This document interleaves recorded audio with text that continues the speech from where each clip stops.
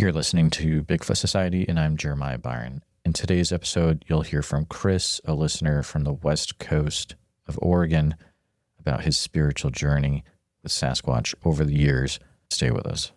All right, Bigfoot Society, you've got the privilege of talking to Chris today. Chris is an individual that reached out after hearing an episode about some things that were happening around Coos Bay. I was very glad to get connected with Chris. He's having a lot of really interesting things happen around Coos Bay area on the coast of Oregon. But welcome to the show, Chris. How are you doing, sir?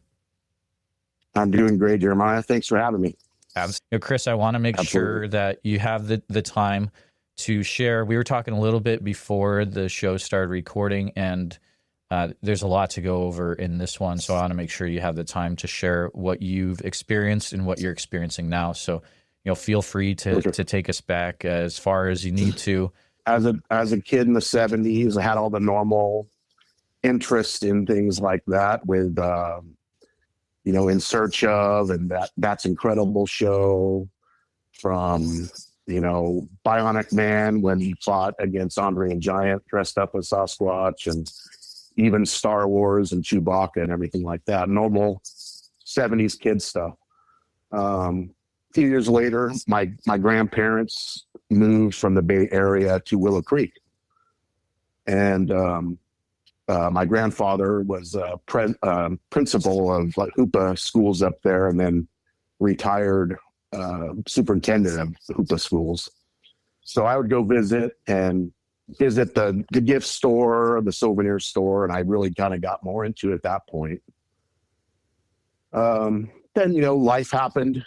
You kind of lose interest in things, and I started playing music, and interest kind of went all over the place, and I just sort of forgot about that part until, must have been I was in my 20s, and I started getting more into fishing, and at that time I was from the Bay Area in California, and I would fish the Russian River, and a friend and I were fishing this area that we normally went to. We had to hike out of the parking area, so it was just trails on that side of the river. The other side of the river was just a hill that went up in forest. This is all redwoods, And, I hadn't had any experiences at that point with Sasquatch or anything. And it really was out of my mind. So when this event happened, that's not the first thing I thought of. But now thinking back, I'm pretty sure I've had a couple things like this, and I'll explain them. So we were fishing. My friend was downstream from me, within shouting distance, but, you give each other space while you're steelhead fishing. And suddenly, the other side of the river was just like brush, thick brush. You couldn't see the shore on the other side. And then I just went to, redwood forest, which is somewhat open forest compared to like the forest here on the Oregon coast. There's space pretty far apart, the trees. But suddenly something started breaking trees and thrashing so loud. Got our attention real quick. That's something we normally don't hear in that area. There's black bear there and pigs, wild pigs, and mountain lion, and sometimes the pigs will make noise, but not like this. This was trees snapping. My friend and I looked at each other with, eyes wide open, slack jaw, like, what is that? And it was right across from me. My buddy goes, oh, maybe it's pigs. And I'm like, I don't know. I've never heard of pig snapping giant trees. And it just kept going. It would just not stopping. And you could kind of see some slight movement over in the brush, but you couldn't really get a good look of it because it was just thick brush. So it just kept going, and we were trying to just fish through it. And finally, it kind of freaked us out enough to where maybe we should move downstream a little bit. And we moved, but this was just like trees snapping, like nothing I've ever heard at that point, And at the time, Sasquatch was not on my mind at all. I just thought it was something very weird. Looking back I have a feeling that's what it was. So that was that event. That was probably in the late 90s, something like that. Then in about a decade later or so, I was vacationing up. I was on sort of by the Sonora Pass in the Sierras, Highway 108, above the town of Strawberry, camping at this campsite up there. It's like a state run, I think, campsite or county or something like that. And there was like a camp host, maybe a couple people close to the camp host. And we had this whole back section of the campground to ourselves. And it was on the Stanislaus River. Almost similar to the story before, where the other side, I was basically camped at this crook of the river, this bend in the river, and I was trout fishing, doing really good, catching a bunch of trout. Across the river was it went up this mountain, up into the Sierra, straight up, way up into the mountains. And there was nothing there. This one didn't have a bunch of brush on the edges, so you could see into the forest. Had a great day fishing. So that night I was sitting at the campfire, and like I said, this whole section of the campground, there was no one there except for us. Well, I'm sitting there by myself, holding the fire. Then all of a sudden I can hear what sounded like coming from way up the mountain. Something coming down the mountain, and it was coming right towards me. It was up a ways away. You could tell it was pretty far, but it sounded huge.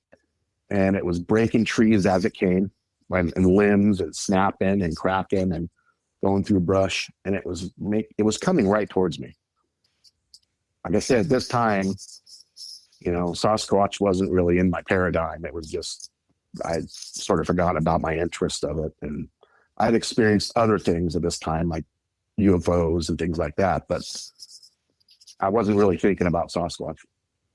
But it kept coming down, and it got closer and closer and closer, and I could just hear it coming. And it sounded like, I don't know, like an elephant coming through the trees or something. It sounded bigger than an elk. I've heard elk going through trees and things like that. This was actually breaking stuff as it came. And it sounded bipedal. Came down right towards me. It stopped. Maybe, I don't know how far I just would be a complete guess, a guesstimate. Maybe a few 100 feet, 400 feet away from me, 500. It just all of a sudden stopped. And the forest, literally, like you said, you always hear how the forest goes quiet. The forest went quiet. All I could hear was the creek. Well, it's the upper Stanislaus, so it's the size of a creek. All I could hear was the water, and it just seemed to go dead, like overly silent, creepy. It was creepy. So it got quiet, but I was creeped out, but I was like just kind of brushing aside. I'd say whatever. Maybe it was a bunch of elk or something. I don't know. I don't even know if there's elk up in that area, to be honest with you. But a bunch of deer, or a huge bear or something. I don't know. I just kind of brushed it aside, kept holding fire. And about 20 minutes later, I had forgotten about it at this point. I'm just sort of, okay, whatever. 20 minutes later, a huge snap. And it was right across this creek, within like 50 feet. It was right across, and it was directly across from me at this point. So it kind of startled me, and I got my mag light and I shone right across. And if it was a bear or a deer, I would be able to see it. I've dealt with bear and deer. It's not like they hide behind trees when you shine a light at them. You can usually catch them in your light. There's nothing. I'm shining it, and all I could see is these huge trees. I don't know if they're Doug fir or sequoia up there. They're not redwoods, I don't think. But all I could see is this, big spaces between these trees, and there's really nowhere for anything to hide. So I'm like, that's weird. I've never heard of a bear hiding behind a tree, and this is okay. That's strange. So I and then nothing. It just stops. So I put my mag light down, continue on holding fire. Another 5 minutes or so go by. Again, a huge snap. And at the time, like I said, Sasquatch was not on my mind. Now I know that's sort of their behavior. They'll do that. So this time I got my mag light out pretty quick. There's nothing. Same thing. I'm going around. I'm scanning across. No eye shine. No nothing. And I'm okay. Well, this is really weird. This continued on for maybe 4 or 5 times. And it was almost like it would wait for me to let my guard down and do it again. And I got to the point where I was leaving my mag light in my hand with my finger on the button. I'm like, I'm going to catch this, whatever this is. And the last time it was the same thing. This huge crack. I got my mag light on in just like a split second. And there was nothing. There was nothing. So that one really, it cracked me out. And it was almost like something was telling me to go to bed. I didn't hear words that said go to bed. But just, I don't know if it was my gut or if something was telling me in my mind, go to bed. And I just went, okay, I'm going to bed. And I was a little bit freaked out. I didn't know what was going on, but it was very, very strange. And to be honest with you, I went to bed with my hatchet in my hand, for chopping wood. And I just laid there, but I instantly fell asleep, which was pretty strange. So the next morning I wake up, tell my ex-wife about it. She goes, oh, I don't know. She doesn't think anything of it. I go to the camp host and I say, hey, do you guys get a lot of bear here? And he goes, well, to be honest with you, no. Every once in a while we get them, but then what happens is the Fish and Game traps them and sends them over to the Yosemite side of the mountain. So he goes, I've been camp host for, several years, and I've seen like one bear. And I go, huh? And he asked why. I told him what happened, and he just kind of gave me this look where he raised his eyebrows and his eyes got big. He didn't say anything. He just gave me this look. At the time, I didn't understand it. I just went, okay. I said, okay, well, have a nice day. Looking back, I think he knew that there was something weird going on in that area. And I've looked, on the different websites, and there are quite a few experiences up in that area. So that happened. There was another event on that same trip on Bishop Creek Canyon where my ex-wife thought something was coming down the side of the mountain during the day while I was fishing. She couldn't explain it. So it's kind of weird, it's almost like something was following us hundreds of miles away from each other. So I didn't think anything of it. I wasn't thinking Sasquatch at the time. I just knew something was very weird. Looking back, I had a feeling that's what it was. So, went on with my life, and no other experiences like that. Like I said, I've had a lot of UFO sightings in my life, but nothing like that. When I was growing up, my mom had like night terrors. There was a shadow person or being in the room. Everyone thought it was just dreams, but I saw it one night. And I saw it a few times after that. So we had these experiences in the family. So that was all down the Bay Area. Right before we left the Bay Area, we went to the spot on the ocean up there in Sonoma County. This big, huge redwood groves right up off of the cliffs. And we went in there, and it was just had this feeling. At this time, I started kind of watching some of the Sasquatch shows on television. Some of them were a little goofy. Some of them were better than others.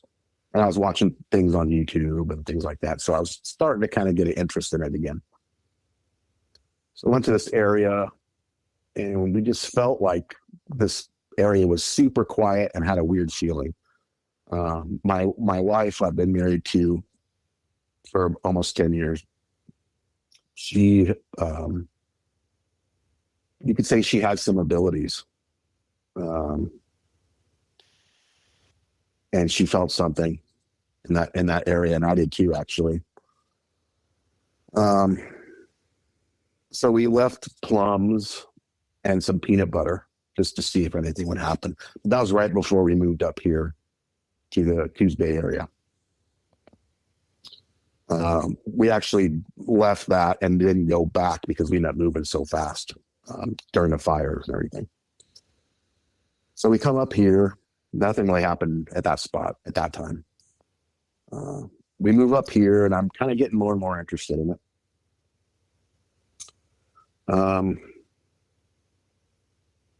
And it was probably, my wife had a near-death experience here. She almost passed away. She has health problems. And at that time, I was sort of exploring, my indigenous bloodline. My grandfather's from Turtle Mountain Reservation, North Dakota. My cousin uncle was like us. We're Ojibwa and Dakota, but my cousin is also half Lakota from Standing Rock. And so he got me into praying in that old way. And he's a blessed pipe and drum maker. And he's got some pretty strong psychic abilities too, and it comes from our grandmother's side. But he got me into this, and I started praying in the way and learning language and song and playing drum and all this. Well, I started having these dreams when I moved up here, and it was basically a Sasquatch person, but it woke me up out of a dead sleep. And I was basically in tears. This being would seem like an old shaman, if you will. He was rust colored, kind of orange, auburn colored, I guess. Big. He was sitting next to me in this dream, and he told me his name. And to this day, this is the most profound but simple thing, and it's kind of been confirmed that it's real. And I'm gonna put it out there, his name, and I think they kind of want me to say this. He said, "My name is Ayas. I am I am us." And I snapped out of the dream to that, and I was like blown away. I was in tears. It was like so simple, but yet so profound. Like, I am us. And I don't know if that's literally the name or just more of a metaphor. But it was mind blowing to me. And it was so real. It wasn't like a normal dream. It was like I was there. So that happened right around my wife's near-death experience time, where other strange things were happening in the home while she was actively dying, or we didn't know she was dying. There was an orb in the home that looked like a light bulb floating through the room. There was knocking on the wall. Something was going up to my guitar and strumming the strings. There was so much activity in the home while she was dying. And this is around that time. So she healed. Everything became more stable. There was the things in the home, the activity was sort of winding down a little bit. Right around that time, my mom retired, and she was still in California, and we had her move in with us. Well, my aunt and uncle came visited us to visit my mom, and this was 4 years ago or so. And we were taking them along the coast and showing them spots. And we went to this I'm not going to say the spot because I don't want a bunch of people there disturbing things. But we went to a spot up here that's, it's pretty crowded. And there's cliffs and there's all this other stuff. And we were there at a spot we normally went to enjoy the ocean and the cliffs and the rocks and everything. Well, there's this rock out in the ocean. It's like past the kelp beds. It's a big rock. And there's a bunch of big rocks. The Oregon coast is just full of them. There's this big flat rock out there. And when we looked at it, we noticed what looked like a large, dark stump in the middle of this rock. And I know that sometimes there's like trees on these, pieces of old land that have been washed away and stuff like that. So I go, oh, maybe there's a stump there. But my wife and I are going, but I don't remember there being a stump at this spot. And we're all looking, and this day, my aunt had just given us this really nice camera. So we just happened to have that camera. So we start kind of like focusing on it. I have my phone out. I'm filming it. I'm like, I swear I see this thing moving. It looks like this big, huge stump on this rock. We're filming it both on this camera and on my phone. And at this time, we noticed there was a fishing boat. It was really strange. There was a whale directly out from the rock, very close to it, that kept breaching. And then off to the right was this fishing boat that kept creeping closer towards this rock. And then I realized that this thing is moving more, and it keeps kind of looking towards this boat that was creeping in towards it. And we focus on this boat, and you could see like the people on the boat had binoculars, and they're looking at this thing on the rock. And there's people everywhere, but no one's noticing this. There's people walking by. No one's noticing it. And as a matter of fact, there was one guy that walked up and goes, "What are you guys looking at?" And we say, "Well, there's something on this rock that looks, I don't know, looks like something. We think it's moving, and it's big and it's dark. I don't know what it is. Hasn't stood up or anything." And he looks at it and he kind of shrugs his shoulders and he says, "It's a stump." He walks off. So it's almost like, perfect example of people see what they want to see. But so it gets crazy. So, my aunt and uncle are kind of losing interest, and they're kind of going back to the car, and everyone's kind of getting ready to go. But my wife and I are still standing there watching this thing and filming it. After a while, it just doesn't move. So my wife puts the camera back in the car, and we're all kind of getting ready to go. I have my camera in my pocket at this point. This boat keeps getting closer and closer to what is on the stump. And you can see all of a sudden this thing starts moving more. Then, out of nowhere, it stands up. and I yell, it's moving, it's stood up. Everyone comes running back over. At this point, it all happened so fast, I didn't think to try to reach in my pocket and grab my phone again. It just happened so fast. But this boat was really getting close to this thing, and it looks like it got agitated to me. It stood up, and it was huge. It was so tall. And it starts pacing back and forth on the rock from one edge to the next. And this is a big, long rock. It's pacing back and forth.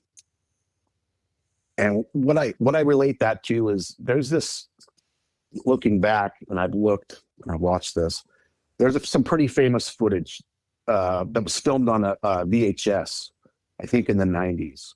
I'm sure you've probably seen it, where a group of Boy Scouts come up to what looks like could be a nesting area or something like this. And they're filming, and the kids are playing, and there's a couple adults, and they pan up the mountain, and what looks like a Sasquatch on the top of this mountain pacing back and forth. I don't know if you've seen that footage. Yeah, that's the Marble Mountain footage, I believe. Yes. Is what you're talking about. Yep. Yes, and it's pacing back and forth. It looked like that. Like, to my eyes, it reminded me of what that thing was doing, like almost like waving its arms a little bit, like mad. It looked like that.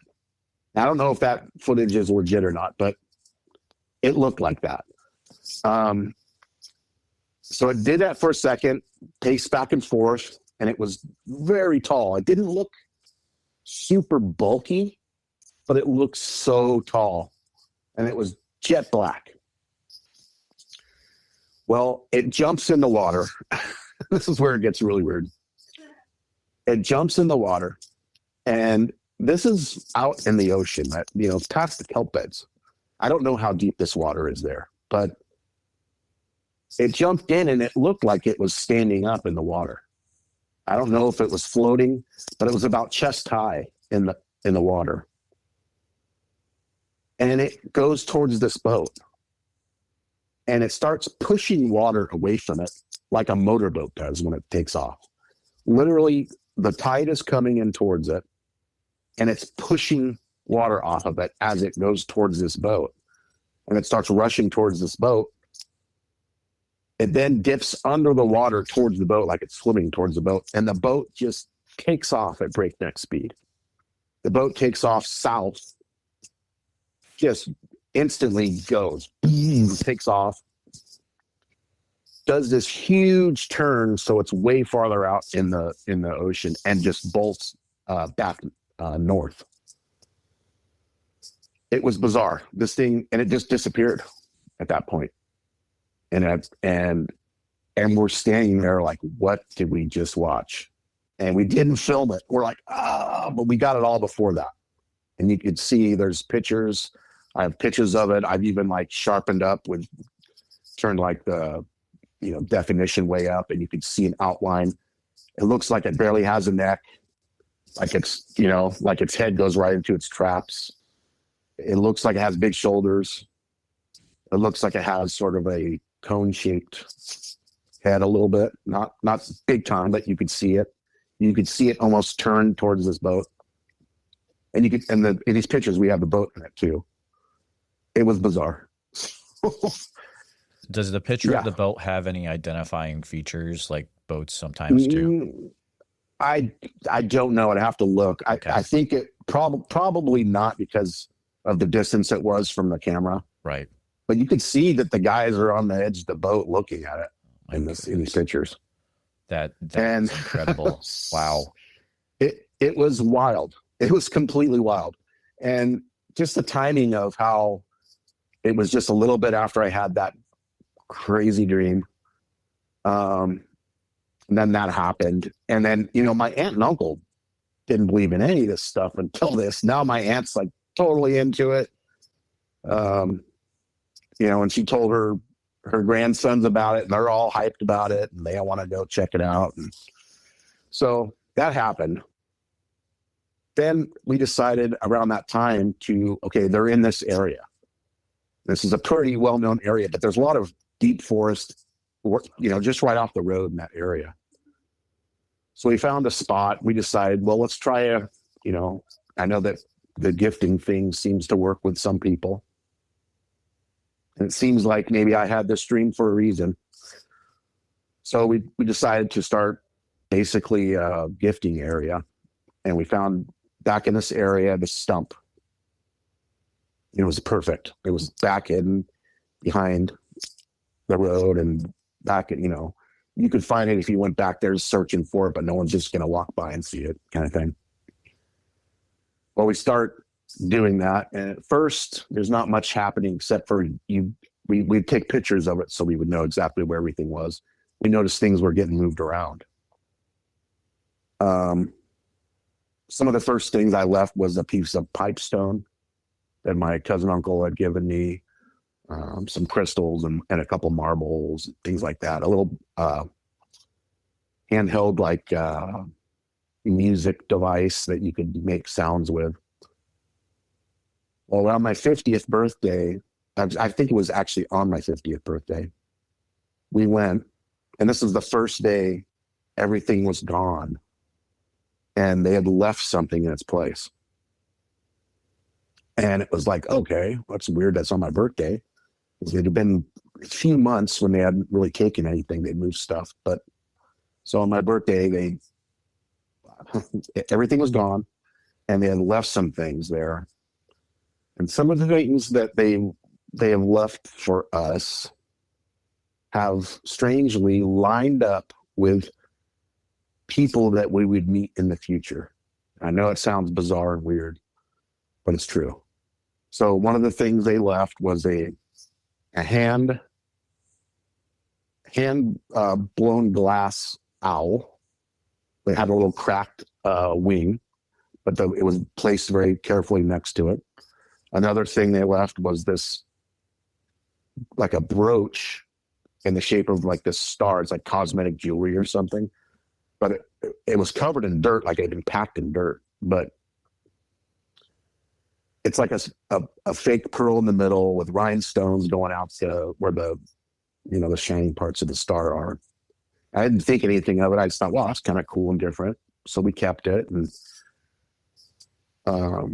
later on, these things lined up. Like one of them was like 6 months later. Another one was like over a year later. We have them in our windowsill. We've received quite a bit of things.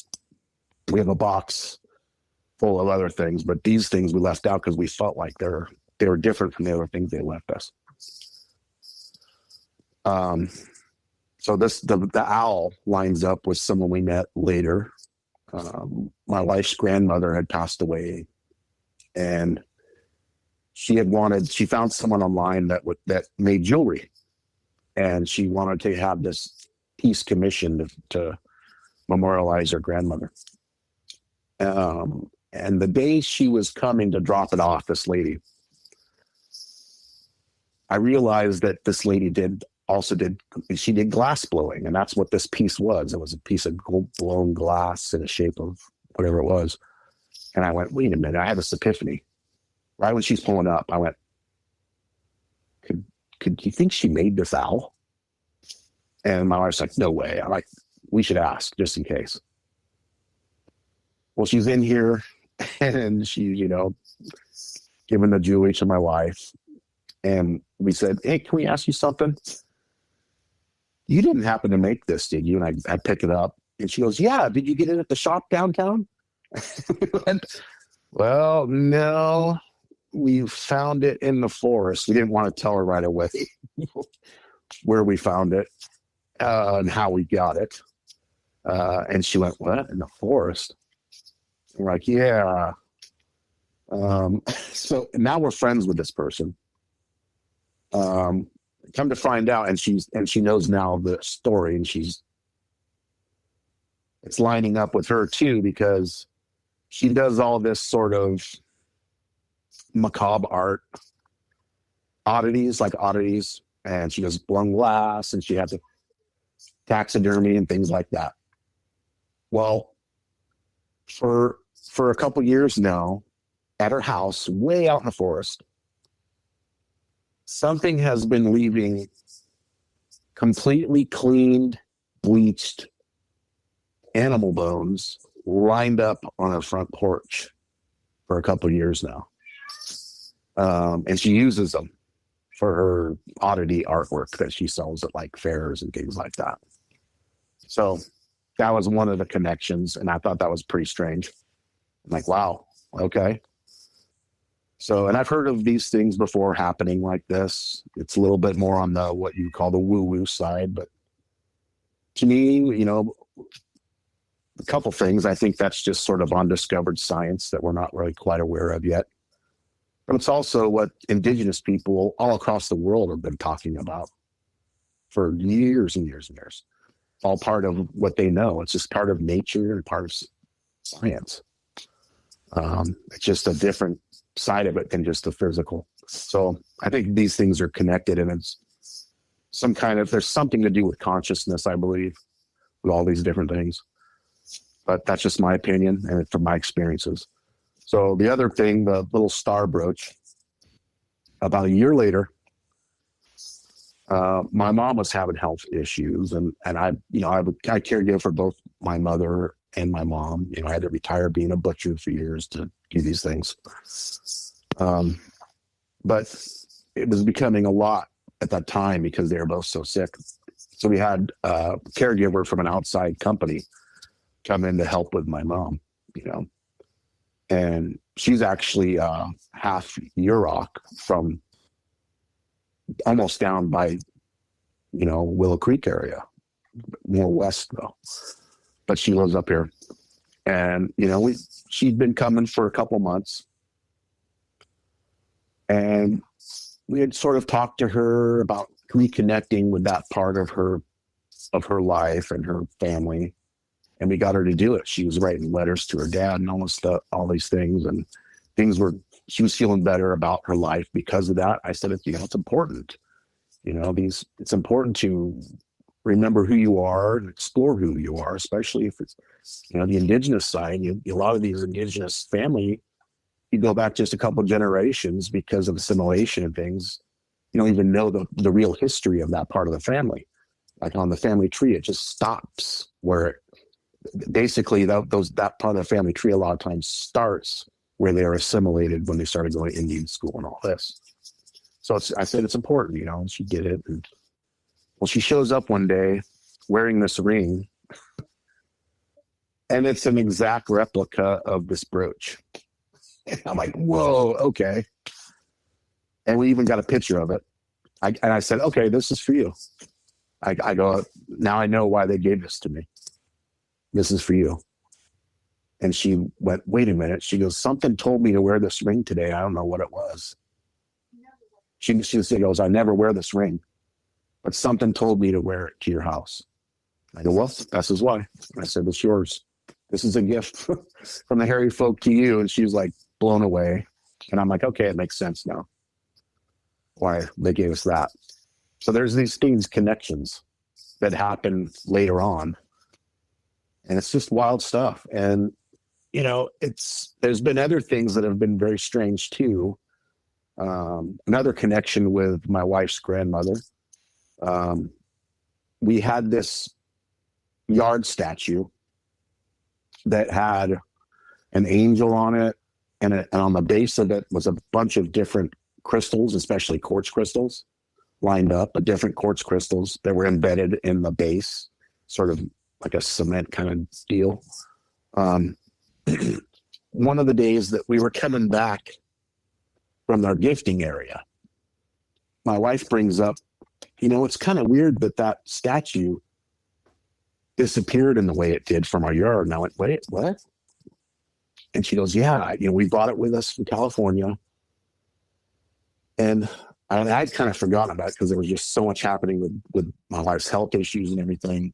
Well, it was sort of right in our side yard, right off the front door.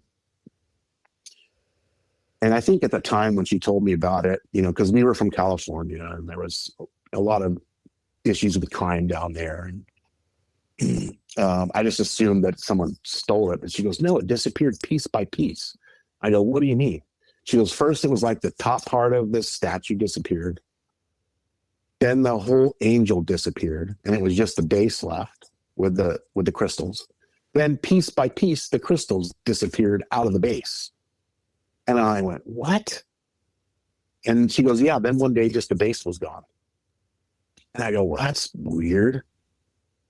And we're on a side of town here where there's like no crime over here. It's so quiet, and it's not like I don't think that's what happened. Actually, matter of fact, I know it's not what happened because of this incident. So she goes, yeah, when we get back home, we were coming back from the gifting spot. When we get back home, I will show you exactly where it was, so it'll like jog your memory. I said, okay, you know. So we pull up, and she goes over to the point where it was, and in its place was this huge pine cone. And we don't have big pine cones here. We have these Doug fir cones that are like these tiny, long, skinny things. This was like a ponderosa pine cone, big, ball-shaped, you know, bigger than a softball. And it was exactly where the statue was. And it wasn't there when we went to the spot. And she's like, what? She picks it up and goes, what is this? And I'm like, okay, that's weird. And then I start researching, and these pine cones aren't from this area. They're just not. I think maybe the Cascades maybe has some ponderosa pines, maybe some spots further down the coast. But everything here that I've ever seen in the 5-6 years that we've lived here is these tiny little Doug fir cones. So that was weird. We kept it, and we said, okay, well, maybe it's connected to it. And we noticed there's possibly a couple hairs in it. So I said, okay, that's pretty strange. So that original gifting spot, we felt one day was compromised. We went back in there, and all of a sudden there's around the area is a bunch of marked trees, like maybe Department of Forestry or something went in. Their orange spray paint on some of the trees around it. So we decided, okay, I think that might be compromised. Maybe they saw it when they were back there. So I basically held prayer that night. And I'm saying, I go, okay, this is going to be an experiment. Let's see if they hear me. And I said, I put it out there. You know, to me, I call them Chiatonka, elder brother. But I held prayer, and I said, okay, I think that spot's compromised. So we're going to try to find a new spot. We'll be in there to check and see if there's still anything left on the stump. But I feel it has been compromised, and we need to find a new spot. It'll be in the general area, but further back, deeper in the forest. We went the next morning. Everything is gone from the stump. The back of the stump, you know, like when trees get cut, there's that sort of knob where the tree fell, the piece that sticks up still on the flat part. That was snapped off of the back of the stump, which you couldn't do with your hands. It was completely broken off, and they had used that to scrape all the moss off the top of that stump. I have pictures of that too. And you can see where they just scraped it off, like almost saying, like, this is done. And then that piece was left next to it. So that was wild. I said, okay, I guess they heard. A few weeks later, we found a new spot further back in this area. And this is a spot where maybe it's an old tree that got hit by lightning, because it's sort of split. There's 4 pieces that still go up, and then it's like a hollowed out area in the middle to where it's really hidden. And when we leave things, we cover it up with pieces of broken moss and trees. So it's completely hidden back there. And they started taking stuff from there. Well, in that area, just a few weeks ago, or maybe a couple months ago, we go back to that area, and everything's gone again. And they've been taking things regularly. They take a lot more than they have given us, but we've still received things. We go back to that spot, and there are 5 pine cones that match the one that was on our front yard. And there's none of these trees in the area. They're just not there. And they left us these matching pine cones. And they look like they're from the same batch. It's bizarre. One of them looks like almost like it was partially eaten or something. I don't know if they eat them or not. I don't know. But so now we have in our windowsill 5 more matching giant pine cones that aren't from the area that were gifted to us. So there's been a lot of that kind of events and experiences. I've heard things back there while I was back there at the gifting area, what sounded like a grumble, but it was strange because my wife could feel something at the time, but she didn't hear it. And it's almost like I didn't hear it. Well, I heard it in my ears, but it sounded like it was coming from all around me. It's the only way I could explain it. Like, it wasn't like from a certain area. It was like a sound that surrounded me that I felt. Hard to explain. and it was like this very low pitched grumble, sort of almost like it was saying something, but in a different language, and very, very deep, very, very deep. There's been instances where they've left like sticks jammed into the crack in the door in our car when we go back to the car, things like that. We've heard a call from in there one time. We hadn't been there for a while, and we showed up, and right when we go to enter the forest in this area, we heard a whoop from back in the forest when we were going in that area. So I don't know if they were like happy to see us or what it was, but there was that. Another incident in that same general area, I was filming a music video. I play music. I grew up playing punk rock, and I still do it. But at this time, I was sort of incorporating some indigenous vibes into it. And I was filming this music video for it. And, I went back there. I did some smudging. I played my drum, my deer drum. I played some woodwind because it's incorporated in the song. And we were just filming those parts. And there was this huge mushroom, giant mushroom. I said, well, it'd be cool if we get that in the shot and I'll smudge right above it, And we were doing that. And this is on video, and I left it in the video. It's at the very end of the music video. I just left it in there as sort of an Easter egg. Something called out from the forest. And at the time, it's right when I was smudging, and it sounded like a call out, like an indigenous call out, like a Native American call out. But it really reverberated and echoed through the whole forest. It was very loud. There's no one back there. And in the video, I said, did you hear that? And my wife goes, yeah.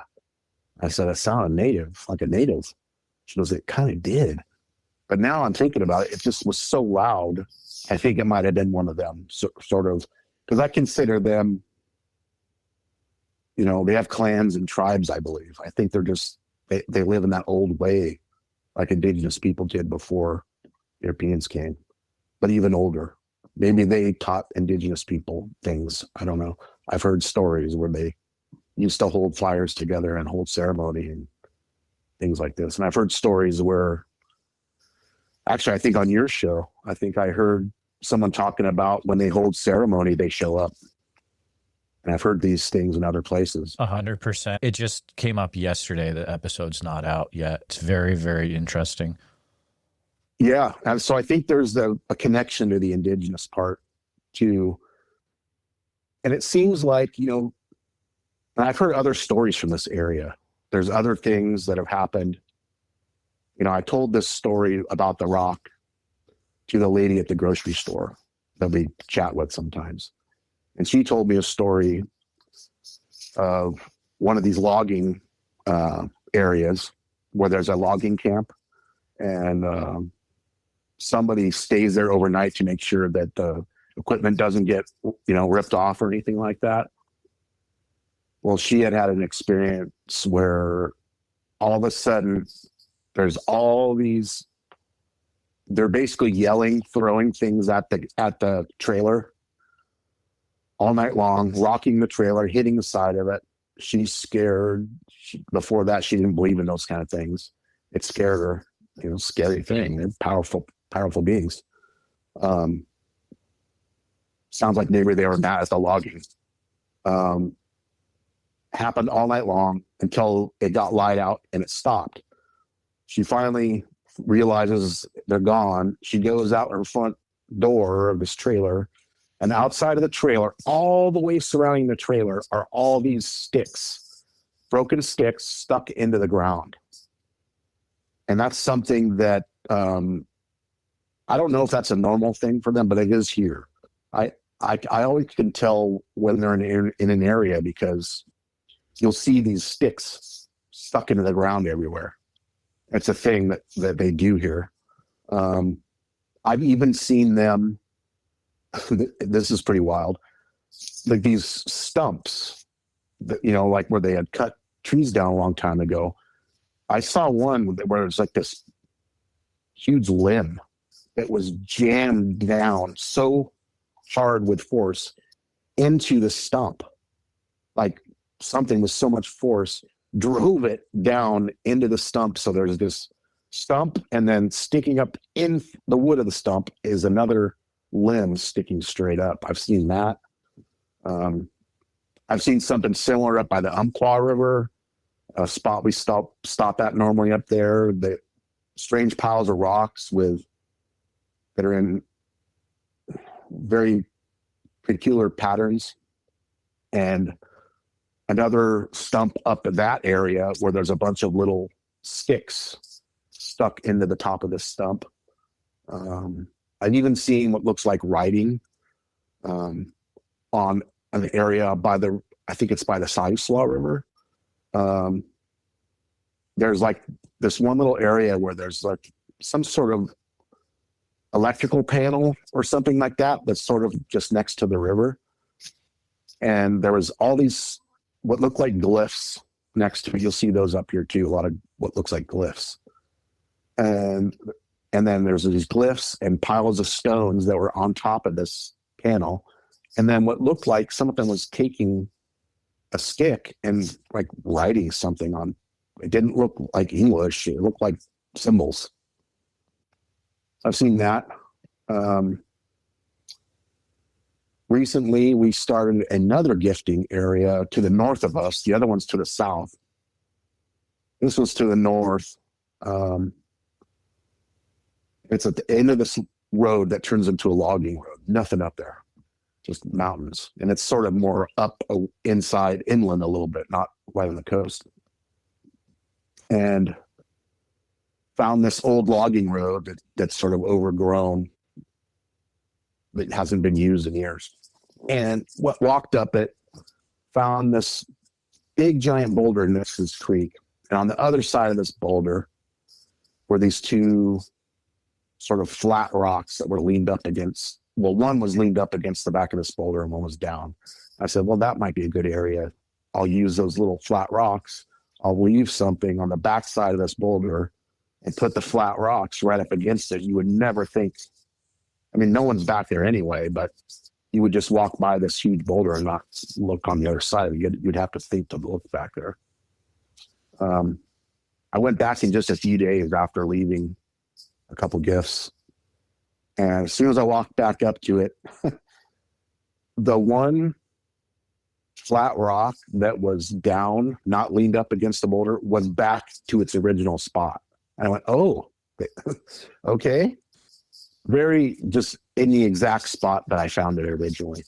And the other one was leaned up where it originally was too. And I looked and everything was gone. That was just like a day or two later from the first time. So I'm like, wow, that was quick. Okay. So we have two areas now, but I really feel like this area, they're everywhere. I feel like if there's a trail that's right along the bay here that people will use all the time. I've seen, and we have a picture of this too, bare footprints coming up out of the water up into the brush. And you can't really get down to this area, but when the tide was low, you could see the mud, and it was a single line, like they say, that like we walk side to side sort of, and it looks like they're walking a tightrope. That's what these footprints were doing, coming up out of the bay. So I think they use the waterways here. There's people have oyster traps out here, and there's all kinds of different fish in this, in this system here. There's salmon, there's shellfish, there's the cockles, so I think that's a big thing here for them, for their food source, along with all the deer that are up in the mountains and everything else, and berries everywhere. But it seems this area, there's a lot of activity. A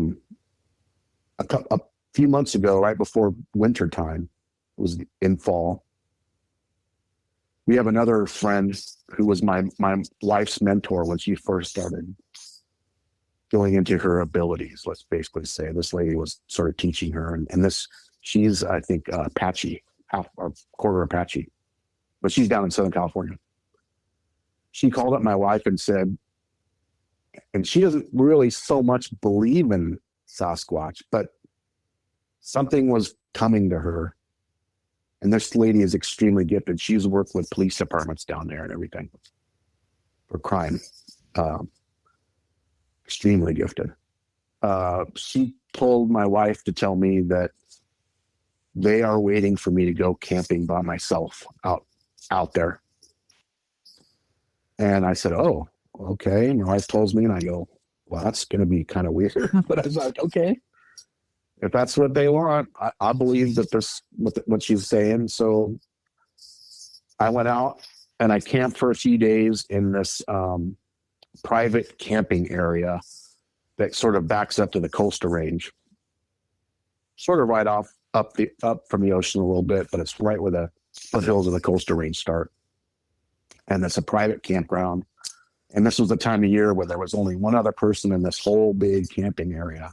And they were towards the front, and I was way in the back. And these people just came in for the night and then left the next morning. But so I went out and I fasted. I just took a tiny bit of water in case I got a little bit thirsty. Tried my best to not drink any water, didn't eat any food. And I just held fire. I brought my drum. I brought my guitar. I sang. I played drum. I held prayer. And it was phenomenal. I had huge birds landing above me in these trees, eagles and I think it was a heron, and just, it was phenomenal. And I could hear the elk rooting against the trees. I could hear them bugling. It was amazing. So that first night I fell asleep, and I didn't have a tent with me, and it was kind of sort of misting. So I just said, well, I'll sleep in the car, I guess. And I'll leave the windows down and do my best to get some rest. And so that night, same thing. I had this weird dream. And I've been having these dreams since that first one, where I've had one family of all black ones come to me and say, thank you for adding us to your prayer. We hear you every time. And it was like a family with little ones that were like tucked up in these trees, all shy. It seemed like I was talking to a man. I've had that. I've had other ones where they show me that they can shapeshift. Like I've had a really strange dream where I could see a group of them coming, and they're tall, skinny black ones. And they're kind of coming through the bush. And as they come out, they're walking past me. They shapeshift into humans, which I don't know if they could do. I have no idea. But in the dream that they were showing, and they were doing that, and they were really tall, European-looking, long, blonde-haired, kind of goofy-looking humans, which was really strange to me. I'm like, well, that makes no sense. But the woman says, we can do this if we want to. And I just went, okay. And I woke up to that, But when I was camping, similar thing, a big, tall, blonde, long-haired European guy, but he was very tall, walks by me in this dream that I was having. All of a sudden, it shakes me out of the dream, where it's just him, and he's walking by me with sort of smile on his face. He sits down in front of me and then starts morphing into a Sasquatch. I snap out of the dream right there. It was bizarre. I snap out of it and I went, whoa, what the heck? And I go, are they here? And there was nothing at that second outside or anything. But just about an hour later, I look over, and to my right, I see red eyes, and they're at ground level. When I see them, they're on the ground. But all I see is that, because it's so dark out there. But as soon as I see him, They slowly raise up to about 8 foot off the ground and go to the right and disappear behind the trees. And I said, oh, they are here. Okay. So, and it was close to me, probably 30, 40 feet. Didn't see any body because it was so dark, but I clearly saw what looked like electric red eyes. I mean, it looked like electricity in those eyes.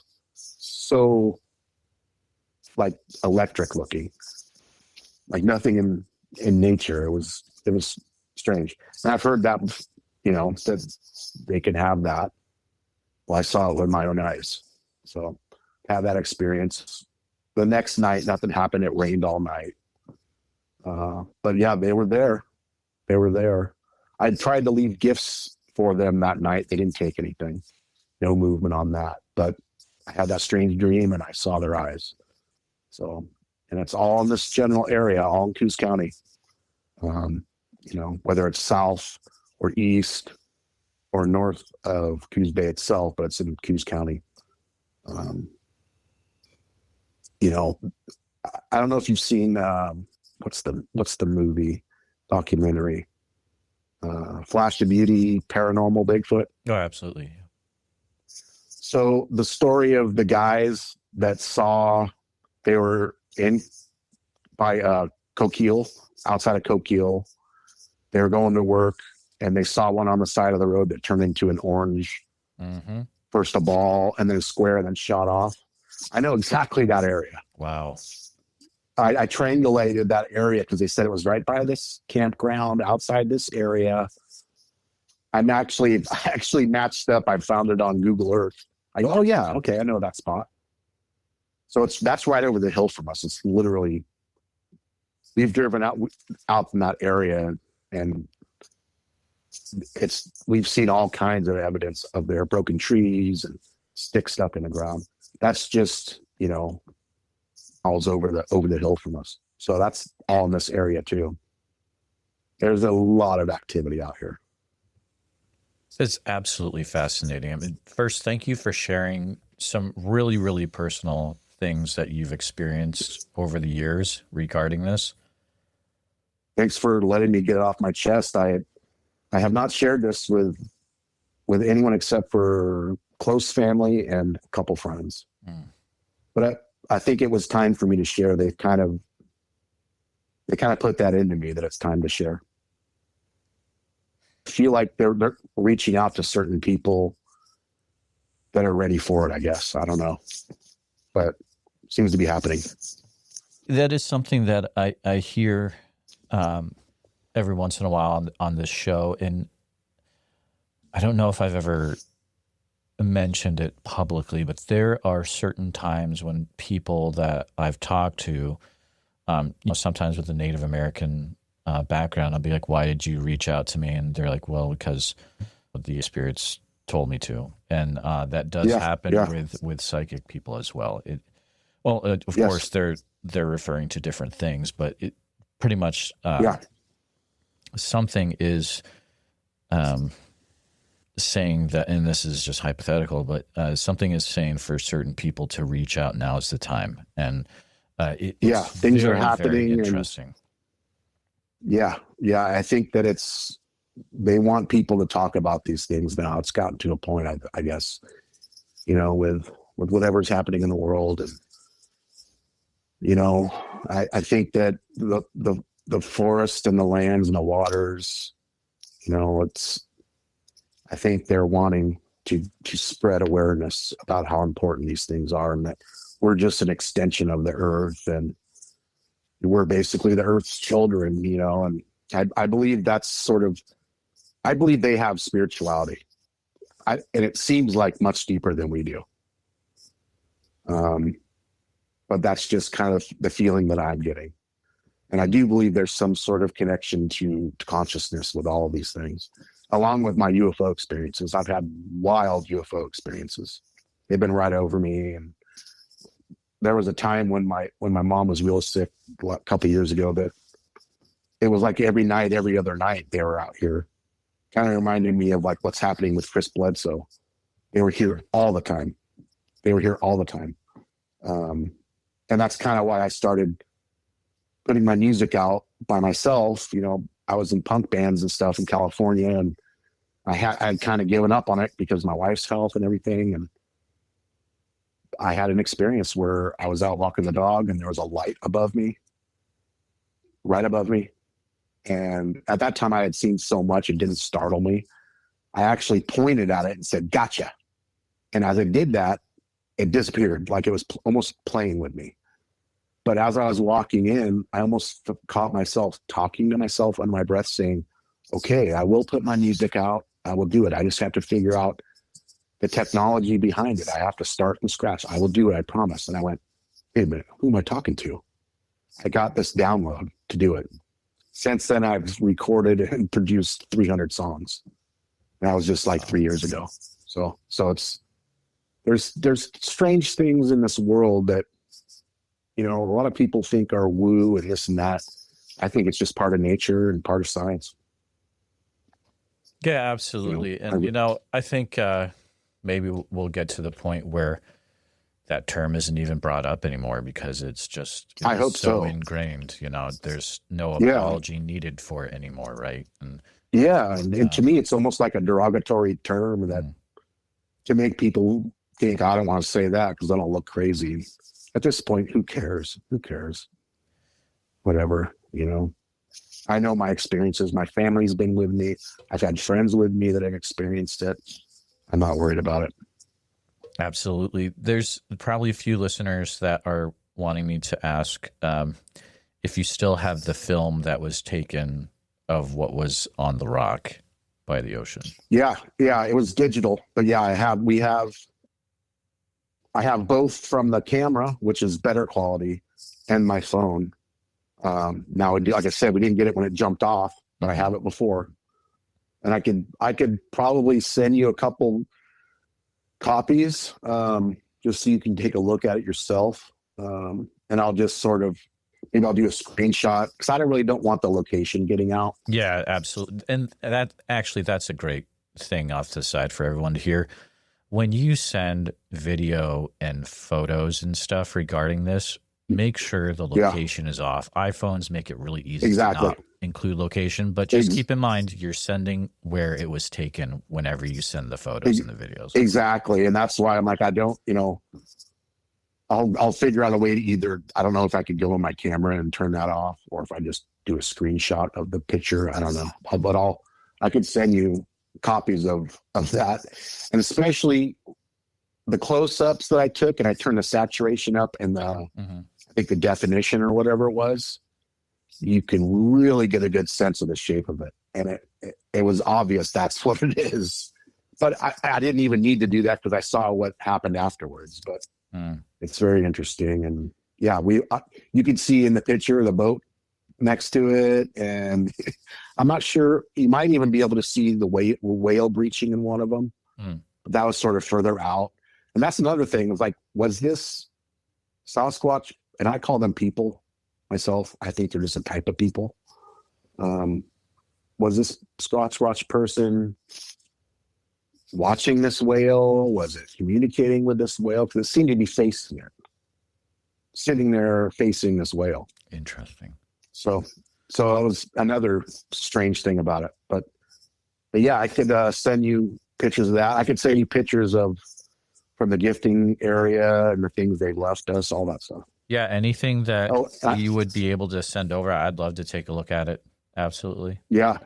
Oh, another thing that happened recently was the road was shut up at the top where our normal gifting area was. So we were down at this lawn area that's down below it.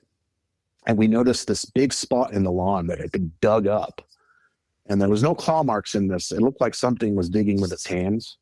Huge 3-4 foot wide hole in this lawn that was just dug up.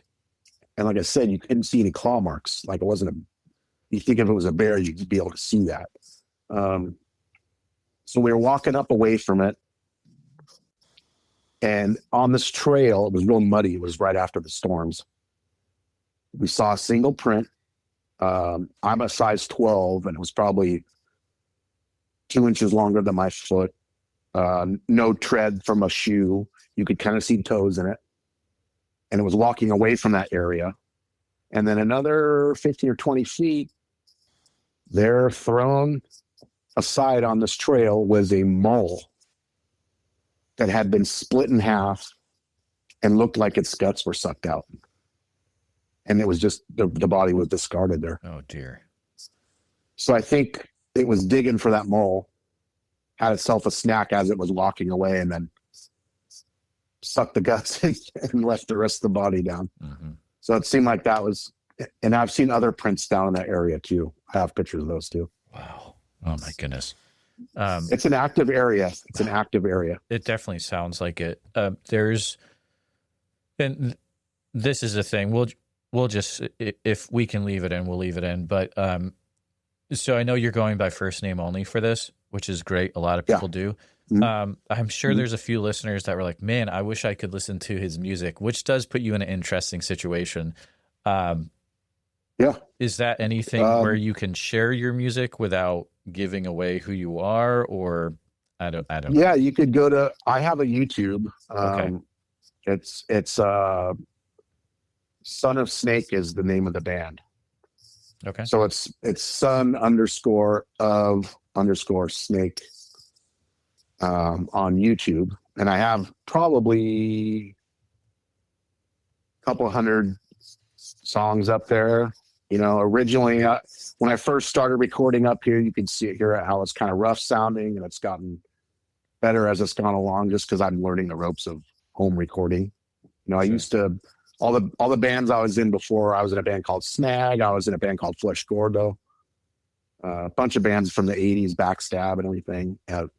Did some touring with Flesh Gordo, and we were on a record label, both Snag. Son of Snake is what I call this solo project that I'm doing, and I do it all myself.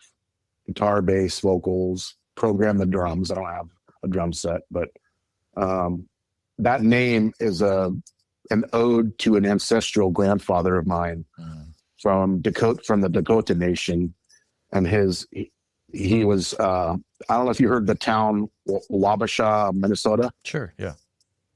Well, that was named after my ancestral grandfather's son. Oh wow. That was Wabasha the second. My ancestral grandfather was Wabasha the first, but his name given to him from the Chippewa tribe at the time that was in that upper part of the Mississippi River up there, was the Sioux name, what they call the Sioux. That's actually a Chippewa name, a Ojibwa name of snakes in the grass, and that was given to the Lakota tribe because of the way they were attacked. They called them snakes in the grass. Up there was a short time when the Chippewa tribe and the Dakota tribe were intermarrying, and there was about 70 years of peace. And that's why I have both blood in me, Dakota and Chippewa. Oh. But his name was his other name. You know, they have multiple names, and one of them was Ate Tanka Wamdishka, which is great father of snakes. And he was chief, you know, and so there was chiefs on both the Dakota side and the Chippewa side, and country clan woman from the Chippewa side, which was another one of my ancestral grandmothers, was Utinawasis, very well known last country clan woman of the Pembina Chippewa Nation. She was a spiritual leader, you know, and very gifted, and that's kind of where that comes from on that side of the family. But Son of Snake was a sort of an ode to great father of snakes. That is so cool. I love that. What was is the video on that channel where you had the music video and then it captured that sound in the background? Yeah. You'll have to go back a little bit. It's like the newer songs are kind of going back to my hardcore punk roots. Okay. But about a year or two ago, I was kind of doing more punk and roll stuff with indigenous mixing, and this song was called Pulse Pace. Gotcha. Like as in the pulse of the earth, and that's what the drum beat is supposed to represent, the pulse of the earth. Drum, you know, the heartbeat of the earth. Absolutely. So that song is called Pulse Pace, and if you watch it to the very end, you can see that spot where you'll probably have to wear headphones because, you know, it was recorded on a phone.